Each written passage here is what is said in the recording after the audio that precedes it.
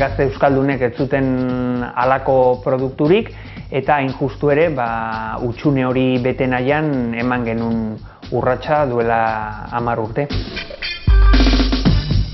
Gaztezulo nació como suplemento juvenil de la revista local donostiarra Iruchulo.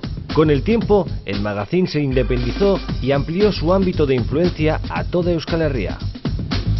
Erabaki zen pixkat proiektua mamitzeko edo garrantzitsua zela identifikatzea zein ziren gazteen beharrak edo interesguneak. Eta orduan jaso genitun guk deitu izan ditugunak 10 mandamenduak edo nolabait esateko.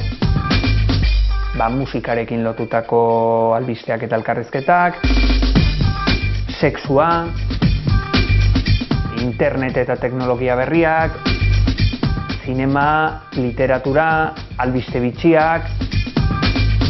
Hitz horiek bihurtu dira gaur egungo gure atalak edo. En estos 10 años de experiencia y rodaje, Gaztezulo se ha ido renovando. La revista cambió su diseño en 2007, buscando una línea más atractiva.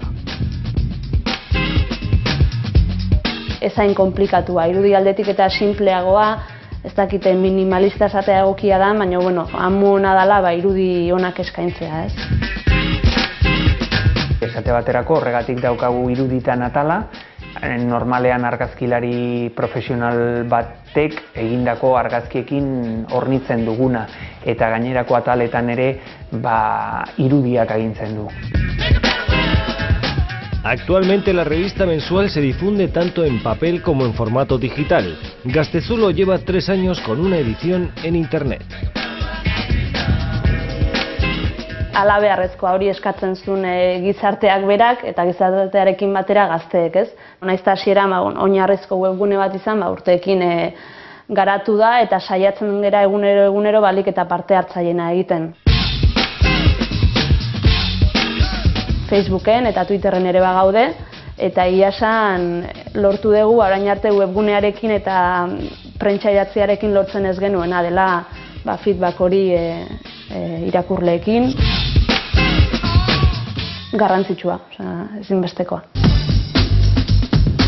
Gaztezulo es un trabajo en equipo formado por 5 personas, pero cuenta con numerosos colaboradores.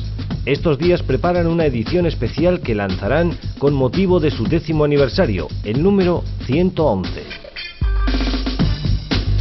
Hoi baino orrialde gehiago izango ditu, eta ahalegin berezia egin dugu are erakargarriagoa izan dadin. Bebe abeslaria elkarrizketatu dugu, Marta Etura aktorea ere elkarrizketatu dugu. Orain arte kirolak tartea izan du, baina hemendik aurrera atal propio bat izango du. Saiatu gara baita ere orain arteko ibilbideari errepaso bat egiten, eta hortarako izan ditugu kolaboratzaile 11 idazle eta 11 ilustratzaile. Eta beraien eskutik edo beraien begietatik egin dugu nolabait errepaso hori.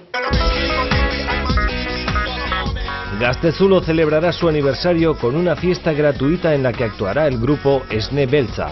La cita será el próximo 15 de octubre en el Café Antzokia de Bilbao.